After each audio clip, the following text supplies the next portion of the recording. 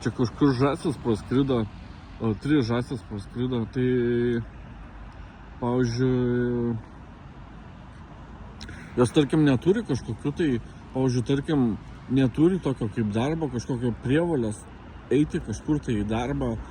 Tiesiog paukščiai pavalgo, kaip ir gyvūnai, kaip ir delfinai, pavalgo ir jie būna kažką tai veikia savaime. Bet tai nebūna, pavyzdžiui, kad kažkokiai hierarchiniai sistemai, pavyzdžiui, dirbtų. Aš čia dabar nematau nei vieno, ta prasme, paukščio. Nei vieno paukščio nematau, tai negaliu parodyti, dabar biškį praskrido toliau. Tenais kažkur pro to tarpą gal matytųsi, bet nelabai.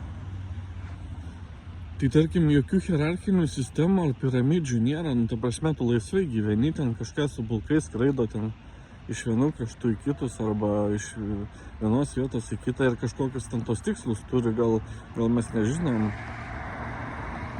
Aišku, paukščiai turi irgi gimdo vaikus, ta prasme, peri, bet tarkim, pavyzdžiui, taip, kažin įdomu būtų, nieks nežino kokios mintis, būtent kaip mąsto, kokia psichologija yra tų paukščių, ta prasme.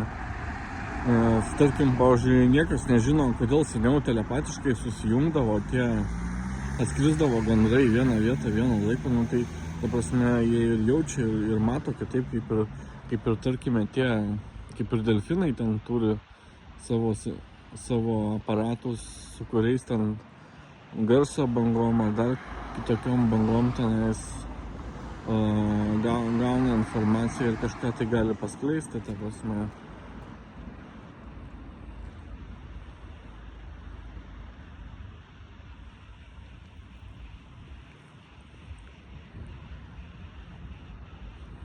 Tai va viskas. Norėjau, ta prasme, pasakyti, kad būtent dieviškas gyvenimas yra toksai, kad, pavyzdžiui, tu laisvas skrendi ir tu gyveni, kažką tai darai, pavyzdžiui, tau nereikia galvoti, kaip nueiti į darbą ar iš ko pragyventi, ten kažkiek ten tie paukščiai pavalgo, jie ir skrenda, visur skraido, ta prasme, kažką tai daro.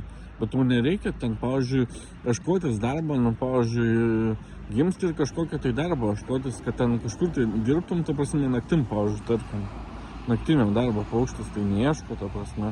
Tai žmogus kaip ir buvo sukurtas geram gyvenimui, bet kai atsirado visokias piramidės sistemos, kas išnaudoja, kas jį pavergia, arba ten talentą neturi žmogus ir tarsi jau turi jisai paklūsti kitam, arba ten pats nebent kažkokiuose olose gyvena, ten užsiaugina maisto ekstra atveju, gal ir pragyvena dar kitaip, bet tai yra,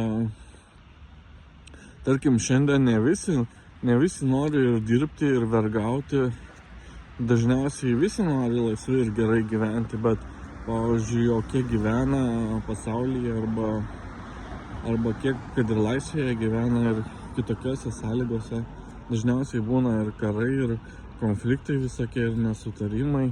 Vieni daugiau žino, kiti mažiau, vieni pyktį jaučia, kiti nejaučia, ten visokių tokių anomalinių santykių, ta prasme, būna, tarkim.